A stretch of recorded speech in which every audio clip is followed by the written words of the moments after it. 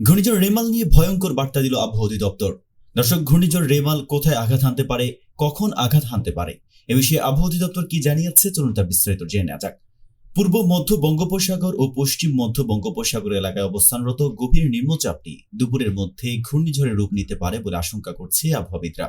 তারা মনে করছেন, উপকূলের আরো কাছাকাছি এসে ভূমিতে উঠে আসার আগে আরো শক্তি সঞ্চয় করে ঝড়টি প্রবল ঘূর্ণিঝড়ে রূপান্তরিত হতে পারে। ঘূর্ণিঝড়ে পরিণত হলে এর নাম হবে রেমাল। নামটি প্রস্তাব করেছে ওমান। এটি একটি আরবি শব্দ, এই নামের অর্থ বালি। আবহাওয়াবিদ মোহাম্মদ হাফিজুর রহমানের স্বাক্ষর করা বিজ্ঞপ্তিতে বলা হয়, উত্তর পশ্চিম বঙ্গোপসাগর ও তার কাছাকাছি এলাকায় অবস্থানরত ঘূর্ণিঝড় রেমাল উত্তর দিকে অগ্রসর ও ঘনীভূত হয়ে একই এলাকায় প্রবল ঘূর্ণিঝড়ে পরিণত হয়েছে।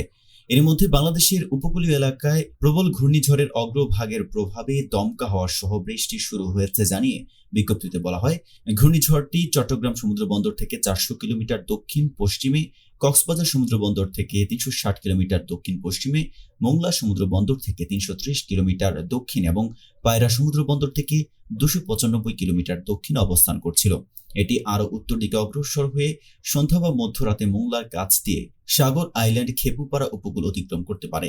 এ অবস্থায় পায়রা ও মোংলা সমুদ্র বন্দরকে 7 নম্বর বিপদ সংকেত নামিয়ে তার পরিবর্তে 10 নম্বর মহাবিপদ সংকেত দেখাতে বলা হয়েছে।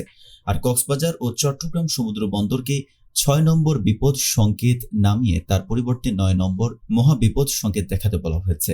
এছাড়া উপকূলীয় জেলা খুলনা, সাতক্ষীরা, বাগেরহাট, ফিরোজপুর, ঝালকাঠি, বরগুনা, বরিশাল, ভোলা, পটুয়াখালী এবং তাদের অদূরবর্তী দ্বীপ ও চরগুলো 10 নম্বর মহাবিপদ সংকেতের আওতায় থাকবে।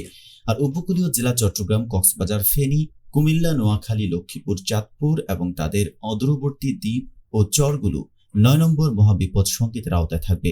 এদিকে খুলনা, সাতক্ষীরা, বাগেরহাট, ফিরোজপুর, ঝালকাঠি, বরগুনা, বরিশাল, ভোলা, পটুয়াখালী, ফেনী, কুমিল্লা, নোয়াখালী, লক্ষ্মীপুর, চাঁদপুর, চট্টগ্রাম ও কক্সবাজার জেলার নদী বন্দরগুলোকে 4 নম্বর নো মহাবিপদ সংকেত দেখিয়ে যেতে বলা হয়েছে।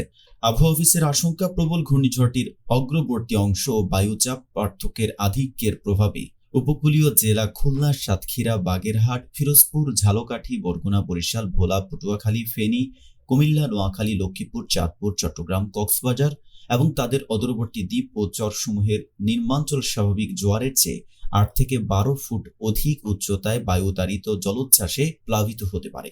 বিজ্ঞপ্তিতে আরো জানানো হয়, প্রবল ঘূর্ণিঝড়টির প্রভাবে রাজশাহী, রংপুর, ময়মনসিংহ, ঢাকা, খুলনা, বরিশাল, চট্টগ্রাম ও সিলেট বিভাগে দমকা অথবা ঝড়ো হাওয়া সহ ভারী থেকে অতি ভারী বর্ষণ হতে পারে।